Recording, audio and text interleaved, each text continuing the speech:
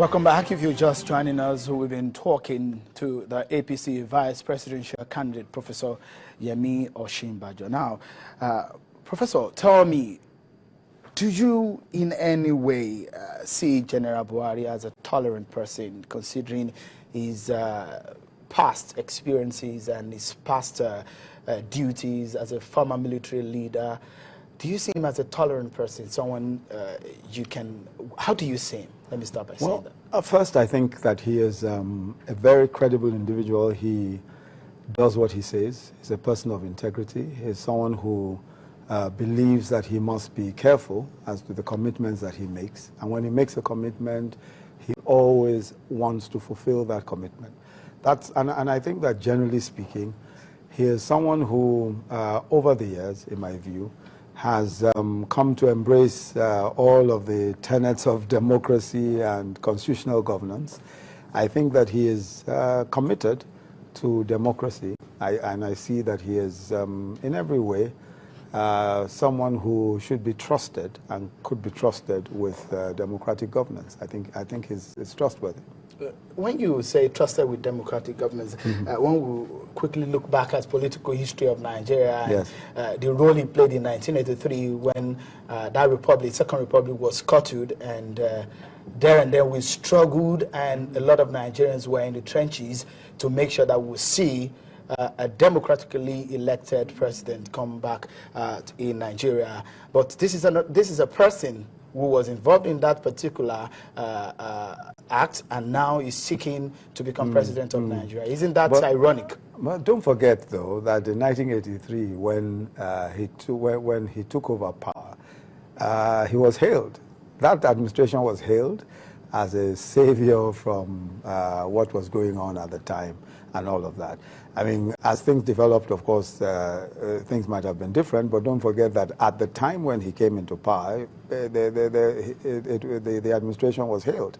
And I think that, having said that, it's been, since 1983, it's been how many years? Almost 21 or so years, odd years since then. That's a long, long time. And I think as in that time, we cannot judge a man in 1983. We can't judge what he was or how he was in 1983 with today. So what exactly are you telling Nigeria about your principle? Yeah. Now that he's a changed man, he's learned the tenets of democratic governance. I think that is the case. I think that is the case. I think that anyone who ruled under the military, and don't forget that even under the military there were many civilians, most of those who were in office were civilians. So anyone who has ruled under the military, and under the military there was no legislature. The executive was the legislature. So the executive also made laws. Now that's entirely different now. There is a legislature now which checks whatever it is that the executive does. So it's a totally different kettle of fish. It's a totally different ball game, really. And I think that anyone who has run, such as he has, thrice at least for office, familiar with the Constitution, has contested his defeat in court, has taken the pains to go to court, a long and arduous process each time. I think such a person must be seen as one that is prepared for whatever democratic governance entails. I think he's certainly prepared, yes. I had a conversation just at this, General Buhari was seated just where you were seated. You're seated, and he seems not to be too apologetic about the takeover of some of the coups that we've seen and military rule in Nigeria. Yes. Well, I'm not so, I can't speak for him, but as I said at the time in 1983, when that coup took place, it was hailed. You think that coup was right? It's well in place. No. Let me explain that. As far as I'm concerned, my basic contention is that at all times, civilian rule is the best. One cannot imagine today that there should be a coup or any such thing. I believe that civilian rule is the best, and I think time has shown that civilian rule is the best. But the point also is that military intervention in the history, in the political history of Nigeria and the political history of Africa at a time was almost what was in vogue. It was almost a seasonal thing. Military intervention. The military came and presented themselves as persons capable of rescuing the polity and saving the republic. And in many cases, they were hailed when they came into office. Frankly, I don't think that he should be held up for any kind of condemnation for that era, for that period, especially, and I'm talking now for the coup, because in those days, when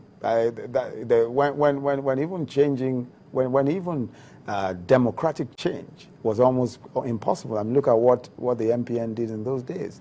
I mean, the so-called moonslide and landslide and all of those kinds of extreme behavior that clearly made it seem even to the opposition that change was impossible, electorally or by an electoral process. I think those sorts of things encourage the coups and coup d'etats. But as I said, I'm one who is firmly convinced that civilian rule is the best option at all times. What do you make of what people say about General Buhari as a religious bigot and a fundamentalist? Well, I think that's unfair. I think it's unfair. And if you look at the history, I think it is clear that perhaps, and it's fair to say that the PDP has done a fairly good job of making it appear that he is in fact a fundamentalist. I think that's unfair. And let me explain why I think that is unfair. If you look at the history, I mean, everyone knows that General Buhari was in office from December 1983 to August 1985. In that period and immediately after it, no one ever accused General Buhari of being an Islamist. Nobody ever did. As a matter of fact, this whole charge of being an Islamist is probably about 5-6 years old. Nobody before then, and if you look at the history, if you look at the records, even the newspapers, no one ever accused him. And why was that the case? Because he simply wasn't, and he's never been a fundamentalist. Even in that period, when he was in office, his deputy was a Muslim. Tunde Ijebu was a Muslim.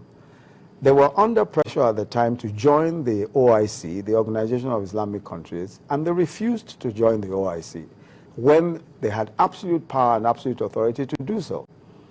At that period also, in the period when he was in office, practically every member of his cabinet was a Christian. Almost 70% of the members of his cabinet were Christians. And he appointed them. In those days, you didn't appoint you simply appointed by fiat. The head of state had supreme authority, and he appointed them. So he worked at that time with Christians. He worked very, very, very well with them. Thereafter, and subsequently, everyone who has associated with him, the likes of General Gowon, the likes of T.Y. Danjuma, and all of those individuals who have associated with him, not one single person has said that General Buhari is an Islamist or a fundamentalist or any such thing. And when you look at all of his antecedents, his first daughter is married to a Christian, that all of that doesn't, to me, indicates that here is a fundamentalist or somebody who is going to Islamize the country or any of the kinds of things that we hear. But I think it's convenient for those who wish to malign him and those who are afraid of his coming into office. It's convenient for them to say he's an Islamist and to move the argument and to move the whole discourse along these religious lines and all of that. But I think that we shouldn't be deceived by that, and we shouldn't allow that to shroud or cover what really are the issues that face this country at the moment.